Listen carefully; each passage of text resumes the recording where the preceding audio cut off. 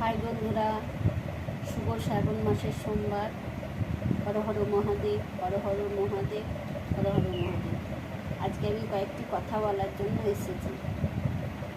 কালকে ফেসবুকে কয়েকজনকেই দেখলাম যে কাঁচের চুড়ি নিয়ে অনেক কিছু বলেছে, যে ওনার মেয়ে নাকি বলেছে যে কাঁচের চুড়ি পরলে ভোলে মহেশ্বর কৃপা করে, ভালোবাসে, অনেক কিছু ওনার মেয়ে নাকি বলেছেন।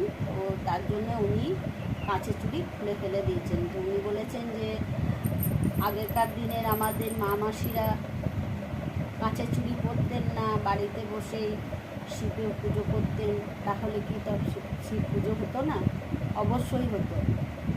জানি না কার কী মত, তো আমার যেটা মত আমি সেটা জানালাম। অবশ্যই হতো। দেখুন,